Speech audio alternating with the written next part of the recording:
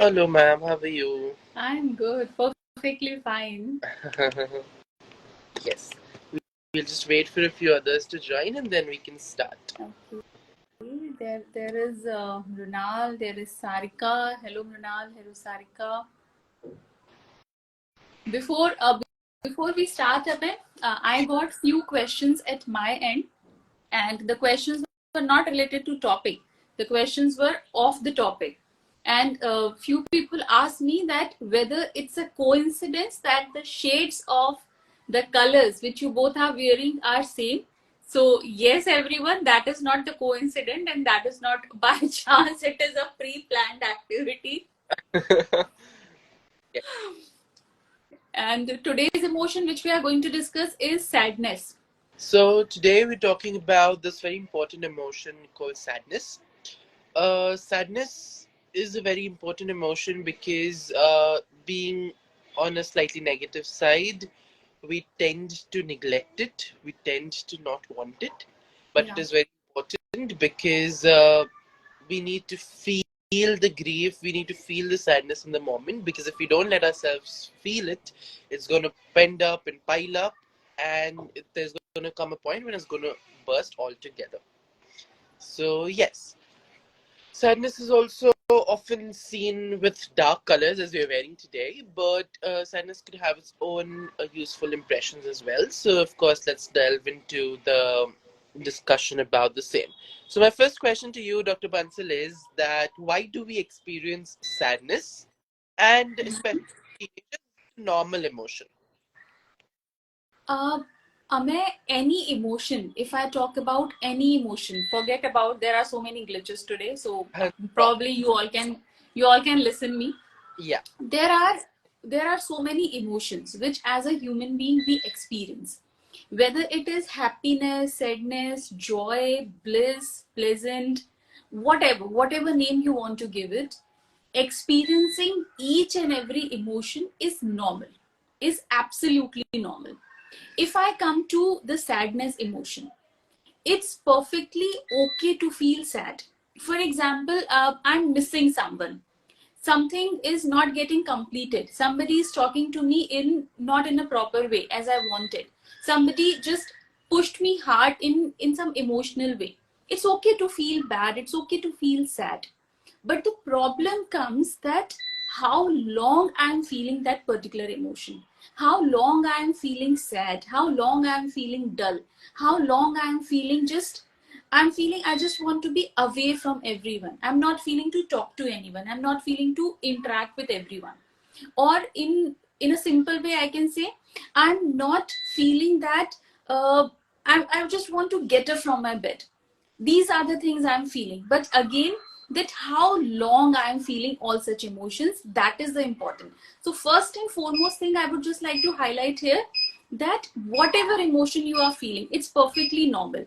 There is no need that you start labeling yourself that, oh my god, I always feel sad. No, it's perfectly okay. If something wrong is happening with you, it's okay to feel sad. If you are not able to meet your deadlines which you are giving to yourself, it's okay to feel sad. If I specifically talk about the teenagers, if you are not getting good marks in your exams, it's okay to feel sad. But how long? How long? If you are not in any activity, it's okay to feel sad. But again and again, I'm asking you the question that how long? How long you are keeping yourself in that emotion? That is a very important thing, and we are going to talk a lot about it. That how easily, how gracefully, and how quickly you can come back of it. That we will discuss definitely in this discussion of today. But before we discuss about how you can bounce back, Amay, because you also falls into that category, so I'm resonating a lot with you. Whatever things we are discussing today, according to you, what do you feel that what are the different things which brings this emotion of sadness specifically in the teenagers? Why they feel sad?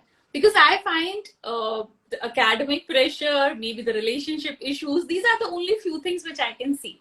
But I just want to understand from you that what are the things which makes the youngsters, which should ideally be the bubbly and exuberant, and they are feeling sad. Why it happens?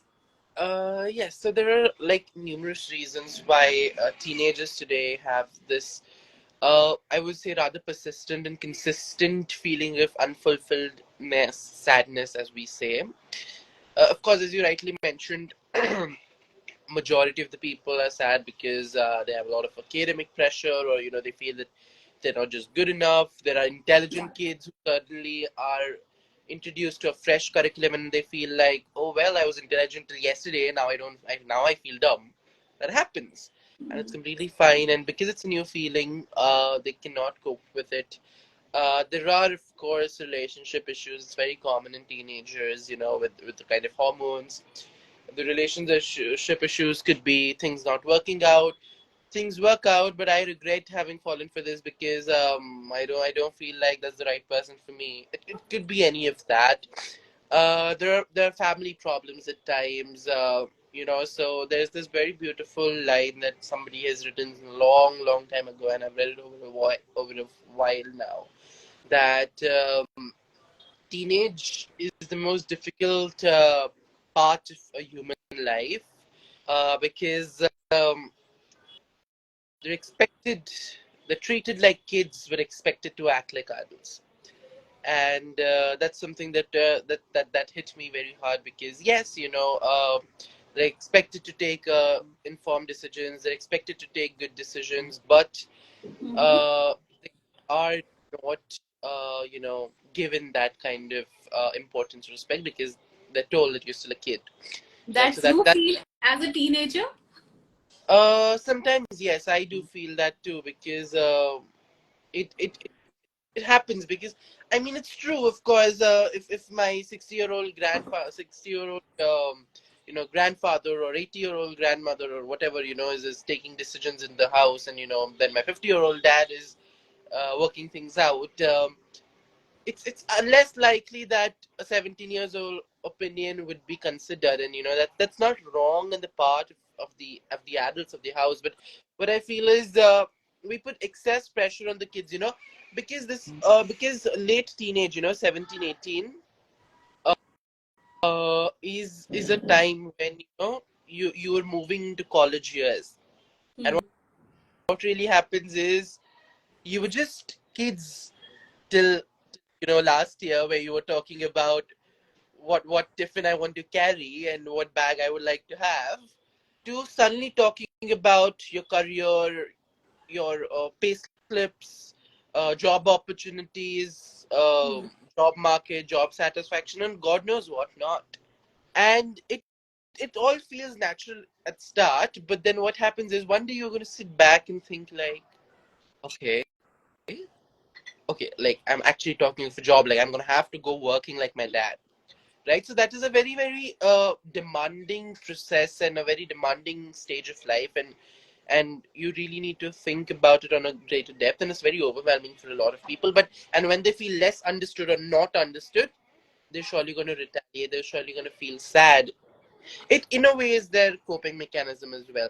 There are personal changes, body changes, in there are the hormonal changes which can trigger sadness and such emotions. There are a lot of things that keep happening in the background. So I think that there is no quantifiable number of triggers that they trigger sadness in teenagers, but these are mainly the ones which I feel are very important, the four main ones.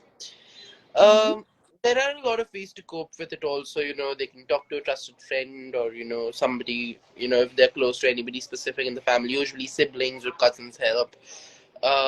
Journaling, or I often ask people, who I help with counseling or stuff, so to kind of keep a diary, not a journal, or not a diary where you just randomly write stuff. I ask them to like date section, time section, an emotion section, and why emotion section, and right or wrong section.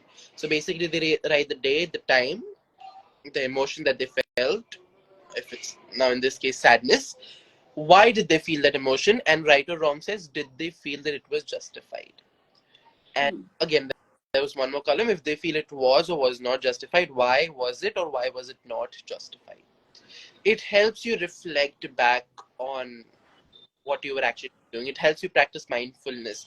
It helps you really understand. And once you start really understanding yourself and you start reiterating the and remapping your emotions, over time you start handling them better. So that's what True. I help. I ask kids to do, or if it's too dire, if that sadness is now turning into depression, because depression is not an emotion, it's a state of mind, right? So sadness or any emotion could actually lead to depression, usually sadness. So which could result in self-harm or suicidal thoughts. So if it's a very dire case, it's always good to seek professional help from therapists or professional counselors or psychiatrists or psychologists, whoever is in your nearest reach.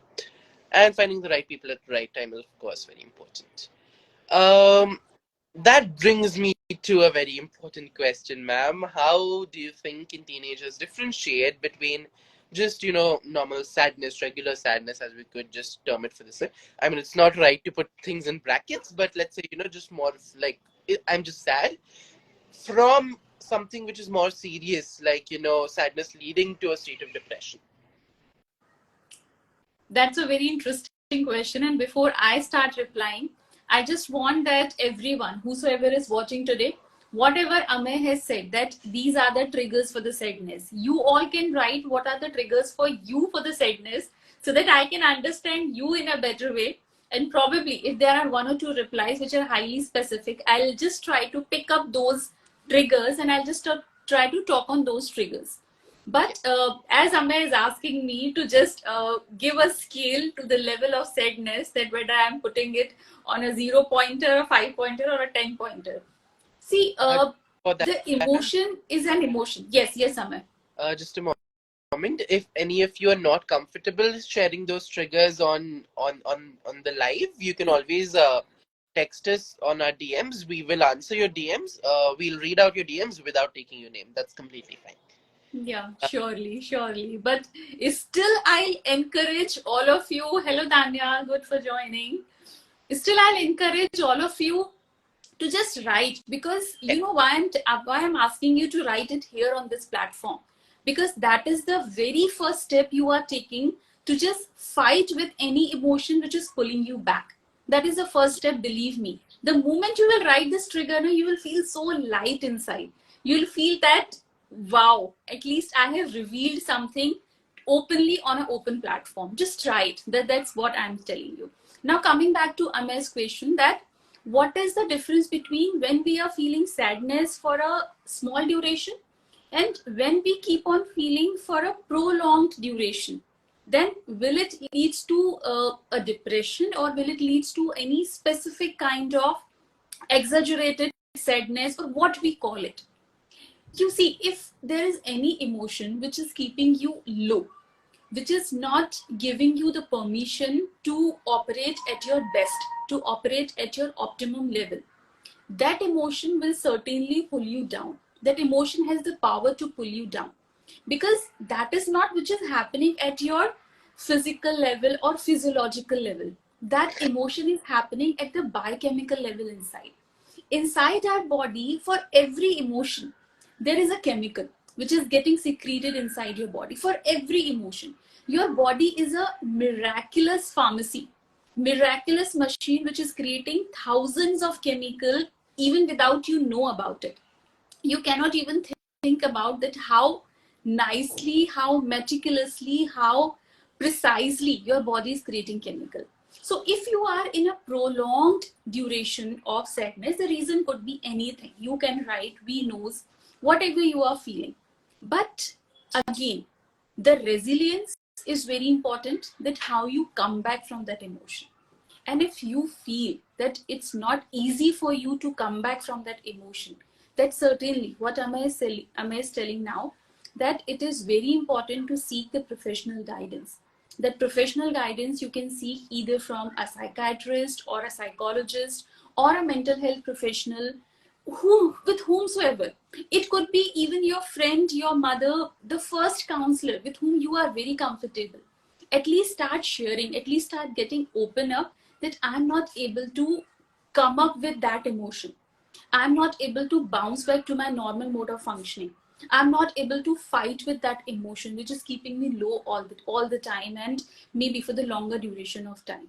And probably that is the purpose of this discussion which we are doing frequently on this platform, so that if any one of you, if one person, whosoever is watching, if you are coming to any one of us, and if we are able to help you in some way, in one way or the other way, that the purpose will be resolved 100%.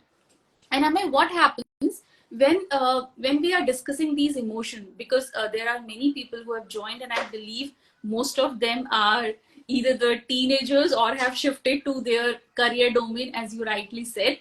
And certainly they are facing a lot of pressure, which is, I'll not say exactly sadness, but maybe the feeling low. They are not able to experience the full amount of energy which is present inside them. Though you are telling various methods to cope with that emotion, you are telling many things, like that I like a lot: maintaining your diary and using a different color code scheme, always reflecting on your emotion, that how you are feeling, why you are feeling, and that's to do a lot of introspection with yourself. Do you think We lost. that? Yes. We lost you. Could you retract? We lost you in the middle. You're Okay. talking something to do with the that I spoke of. Yeah. Okay. What I was just telling, that you was telling few methods which you only using to cope up with your sadness. Can you share some more methods which you use specifically? Because why I'm telling you use, because whatever you are using, probably I believe that is easily applicable. Because if we are keep on telling something difficult stuff, so the people will not be able to connect with it in a better way. So whatever you are using, can you share something more about it? Yes, yes, of course. So, see, first of all, I would certainly love to answer this question. It's really, really to talk about my methods of coping. So, so first of all, I And once uh, you are once you are answering, Amit, you just also elaborated that, is it the method you invented, you learned, you listened, somebody gave you, what, from where, what was the origin of that yeah, method? yeah, yeah. So, I mean, I would like to encourage teens to, engage in activities they enjoy. First off, this is something, which is widely spoken of, and a lot of teachers will tell you, a lot of, elders would tell you. It's a very common advice that because you need that boost, right? You need the serotonin, you need that adrenaline, you need that kind of positive hormones to get released. It could be just playing the guitar. I play a guitar. I have it right here with me. I do play tennis. I do play basketball at time. I'm a swimmer. I used to go for athletics. So there are a bunch of things that I enjoy doing apart from academics. There are things that you love to do, like reading and writing. I am a published author and I love writing, but that is not something I would encourage you to do, because what while you're writing, you tend to mull over your emotion at times. That happens. Sometimes it lets you release it, sometimes you tend to mull over it. And again, it's a one place sitting kind of a task, so not something that I would encourage you to do. It's important for you to maintain a very, very healthy lifestyle. This is something Dr. Bansal herself suggested to me, and a lot of other, my aunt is a doctor. She also happened to let me know, because the secret to the of everything that is positive is a healthy body and a healthy mind. And when I say a healthy lifestyle, I don't mean eat good, eat green. I also mean think good and think green. So Yes. you need to be physically, emotionally, mentally, spiritually fit. So the something Dr. Purnima Gauri taught me, there are three kinds of health. We often speak of mental or emotional and physical. We barely speak spiritual, spiritual well-being, spiritual. We all know about this, but we don't talk about it a lot. Spiritual well-being, spiritual, harmony in your own life is very, very important. So you should for sure, take care that you're doing well in that domain. practice self-care. Give yourself those breaks that you really, really deserve. Give yourself those, um, you know, all right, see you in a while kind of times. Because this is something that I do. I realized over time. It so happened that after I came out of 10th and I was put into engineering entrance race very, very forcefully, and I couldn't deal well with it because that was not where I felt I was meant to go. That wasn't like my real dream. I don't know, the future may take me anywhere, but till date I have never felt that engineering is what I want to really delve deep into. I would love to, but not as my central career. So it became a little difficult for me to cope, but then over time, I know I got things through. I got my parents to agree to what I really wanted to do, but Hmm. I still have to cope with my 11th and 12th physics and math and chem, which may not be my central subjects in my graduation. Uh, and I started overdoing myself. I started, straining myself. I started, because, when I get the marks, but I don't really grab the knowledge because it sometimes feels like, oh, do I really want to do this? And I started realizing that I was from a sponge, I was becoming a mesh. Everything was just passing by, right? And that's how I started giving myself enough breaks. I started giving myself time to rethink, recount my thoughts, etc. And over time it so happened that I became completely fine. I became that sponge again. I understand my physics and chemistry to the extreme depths. So it's not just about marks that come on paper, but it's actually about real knowledge that I have. So Hmm. I came out of that low of mine, and that is something I did. Connect with supportive friends. Today's world is excessively toxic, with especially the social. You really, really need to, inculcate good circles in your life. Otherwise, it's really going to be difficult for you to. And I know it's difficult, but if there are toxic people in your life, move on. Distancing in itself is an art and a skill, and you need to learn it to live a good life. You are not being judgmental if you choose your peace of mind over somebody else's presence. You are not judgmental, you're not mean, you're not bad, you are just self-loving, and that's completely fine. It can be at times that everybody around you seems toxic, and please trust your gut. It is actually that everybody around you is toxic. It's not just you being finicky. All right, personal experience, and I'm telling you, it happens. Right? I moved on from an entire group of people, a group of friends, because I initially thought, like, how could everybody be bad and toxic? But it was. I moved on, and I have a fresh new set of people who I don't find toxic. So it was not a problem with me, it was a problem with them. And I thoroughly enjoy my life further. Right? And I have peace of mind, I have quiet, and I'm happy. And I have gotten rid of that sadness and that certain gloom. Yes, consider mindfulness, consider relaxation techniques, meditate if you can, do yoga. These are just again general tips that anybody would give you. Develop a toolbox of your own coping strategies. Okay, so this was my toolbox. Yours could be different, right? Know what is best for you and do it for yourself, right? Go online, read up a few things maybe at times, all right? Google is always not always bad, right? So go up, read up a few things, see what you think could really help you, come up with your own. So the diary thing that I told you, about the date, emotion, etc., the date, time, day, emotion, etc., I developed that idea myself long ago, and I do it very often. Sometimes I forget and I just don't care about it much because all right, this spree of emotions was not very, very significant. But when it's really, really very significant, I do make it a point that I do write it. What it does, it helps me to keep a log of what I have been feeling over time. So I can always sit and reflect key, all right, this was happening, that was happening, this happened, that happened, that's why I felt like this. And yeah, this, it was right that I felt that way. No, it was not right at times that I felt that way, or rather I pulled it on myself. Rather, there was no reason. So it's not about right or wrong. All right, all emotions are right. It's about was it justifiable? Did you pull it over yourself? Did you pull that sadness, or did it happen to ensue? So that is all there. So that is something that I practice on a regular basis, as regular as possible. I wouldn't say I on a scale of 1 to 5, I would say I practice at 4.8, but yeah, I do practice as much as I can, and that's something you should try practicing too. It's really helpful. I know it sounds tedious and it sounds boring and it sounds like, oh my god, he's just making something up, but no, it really does help and it really does work. Had I been so open, I would have actually shown you my diary, but yes, it sometimes happens. Hi Mahi, nice to see you. So yes, so those are a few ways I think, ma'am, we teenagers can really cope with sadness.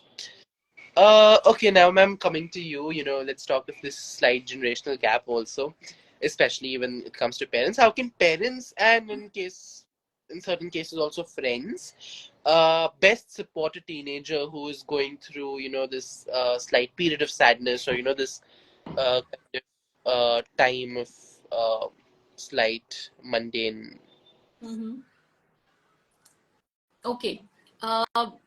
Amay, whatever you was telling now, I was just trying to understand your thought process and few pointers. Though you have explained it so beautifully, so meticulously, just few pointers to your answer. I would just like to add on to everyone whosoever is listening, and probably they will watch it after some time. When it comes to handling your emotions, one very important thing you all need to understand: the basic nature of human being. Our body, the body of human beings, is made up of just 5 elements. You just count those 5 elements: air, water, fire, earth, and space. And to keep a healthy body, when I'm telling healthy body, I'm telling about keeping healthy your each and every cell.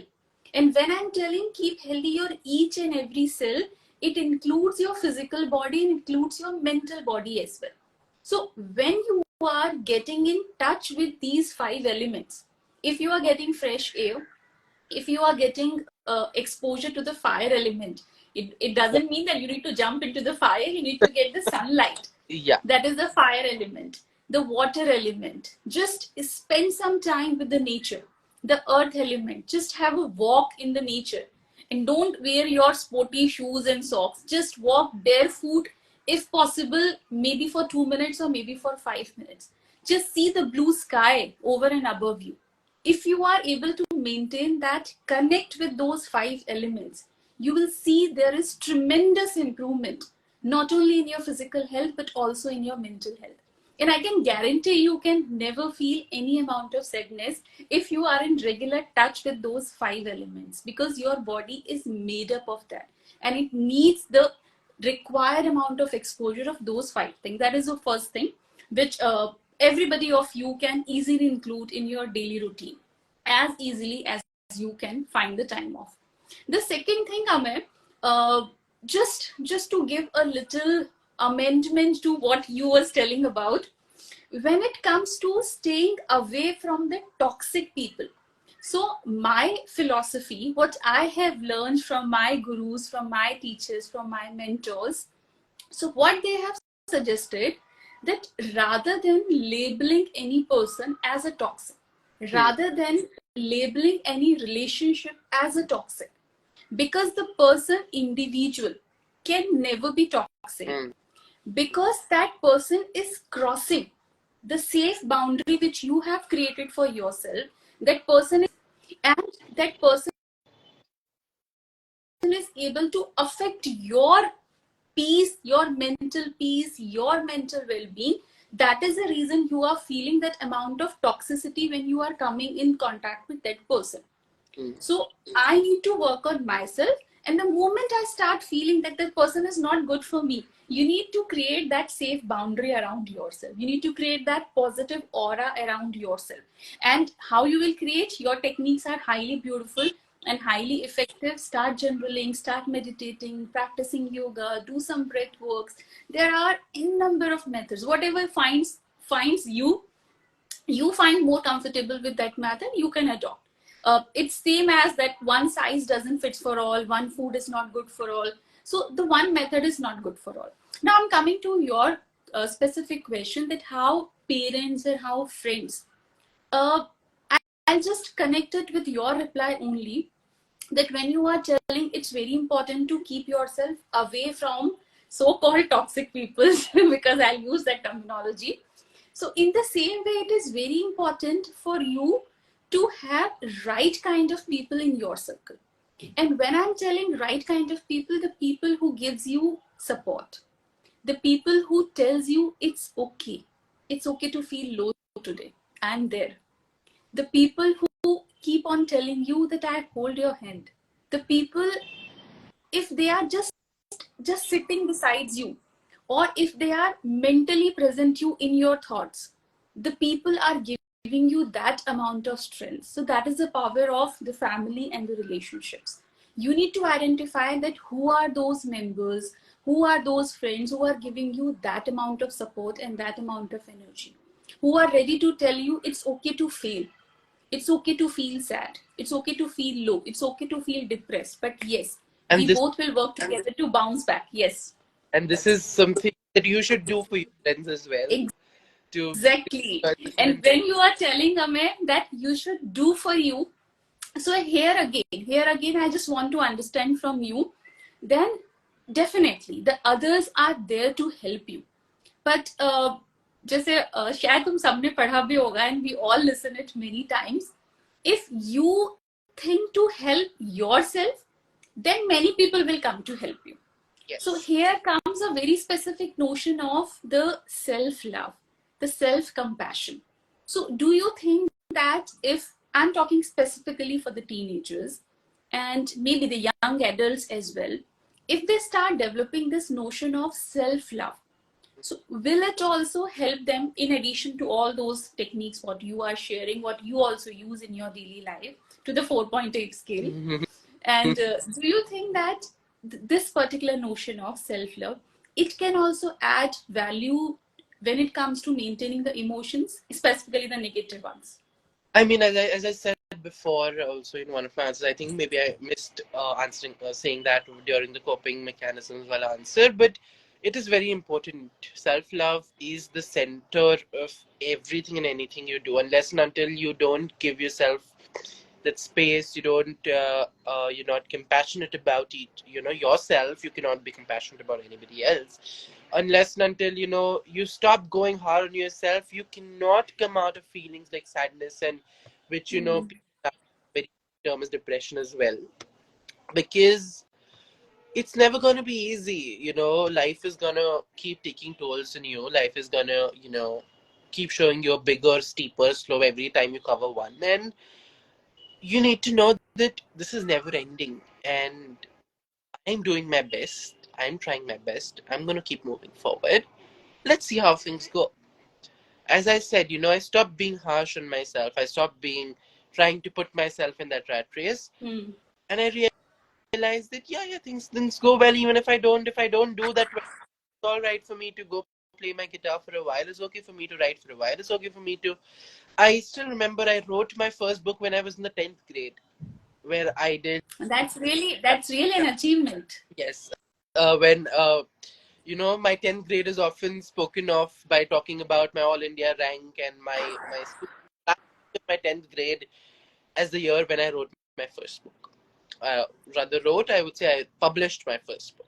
I self-published it. I wrote it myself. I went through the entire publication process myself. I did the formatting and everything myself. I roped in my sister and one of my cousins to help me with the design of the cover page, etc., etc., etc. And to somebody who is in that race of standing first, it seems very odd. People ask me, Amya, are you really serious? You're actually writing a book? You actually published one in 10th grade? Are you no more running for the rank one? This is a question that was shot at me, and I'm like, why? Right? And they said, I mean, you wrote a book. And I said, it was not a big deal. It was my way of self love. I gave myself the freedom. I gave myself the time. It wasn't easy for sure, but I wanted to tell myself and show myself that, Amir, you're doing too much at Mm. times. Take a break, give yourself that space, and love yourself. And that is something very important, I realize, because if you lack this feeling of self compassion, it's very difficult for you to pull yourself out of anything. You need to become the primary caregiver of yourself. If any of you are into psychology, you must have read this theory by Mary Ainsworth about a primary caregiver, where you're so connected and attached to a certain specific individual who happens to become your caregiver that you're very dependent emotionally on that person. I'm saying that in layman language. It's a pretty complicated theory in itself. So become the primary caregiver for yourself. Self Now, coming out of self love is independence, self dependence, self sufficiency. Atmanirbhar, as we say in Hindi, it's very important. You should know. See, I understand, we are social human beings and we need people around us to, live a good life and a happy life and everything. All agreed. But you should be able to live by yourself even if there's nobody around you. You need to make yourself so emotionally resilient that you're not dependent on somebody else for your emotional safety and well-being. You're not dependent on somebody else for your peace of mind. You're not dependent on somebody else. Because what if that person is no more? That person could die, leave you, that person could walk off, they could do anything could happen.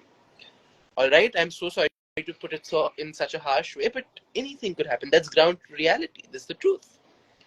Become self-sufficient, and the first step towards doing that is love yourself, and that is very important. Count your blessings, count your success. Dr. Bansal and I have had a very wonderful podcast on YouTube about success and freedom. Count your successes. There is one quote I wrote long back. It's still there on my Instagram page. Sometimes you're so busy chasing that one success that we're now, the newfound success that we're trying to reach, that we often forget to credit ourselves for how far we've already come. If you have gone up half the Mount Everest, it's still commendable. I know you have to go the other half, but it's still commendable to have reached that half. Give It yourself is as similar as how you are seeing the glass, half filled or half empty. give yourself that importance, that credit, that love, that compassion, and you should be able to live a wonderful life with less amount of sadness and only the requisite amount just trickling in whenever needed. I True. think with that we can conclude our live today, ma'am. Any last words you would like to say? Yeah, just one advice to all who are watching live and who would be watching it after that. Whatever you are telling about self love. So, one activity I'm just telling to all of you, keep practicing. It would sound so simple, but it is not so simple. The moment you get up in the morning, the first place which you access is your washroom. And definitely in everybody's washroom, there is a mirror. That is inevitable thing in your washroom. Definitely it would be there. So just go to your washroom, stand in front of mirror and just give a high five to yourself. Try this activity. It is sounding so ridiculous, it is sounding so silly, but it is having a magnanimous and powerful impact. When you give high five to yourself, you are telling to yourself that I am enough, I am lovable, I am superb, and I am a champion. Repeat these words to yourself. In this way, you will see that you are developing a lot of self love and self compassion. That's not self obsessed, it is self love. There is a very thin boundary between self obsessed and self love. So, this is the method by which you will understand that feel confident, feeling enough inside you is very important. And that's the only thing we want to tell for today's session. We will definitely meet you with more topics with more emotion that Ame will update you about the next session. Because you love yourself and you stand up for yourself when needed doesn't mean that you're a narcissist. I realized this when I started standing up for myself. The moment I started rebuking when anybody said anything wrong about me, I started standing up for myself. And I know there are a lot of people who think that I'm a narcissist, and I don't care, for the simple reason that I love myself and I'm not going to let you put me down Yes.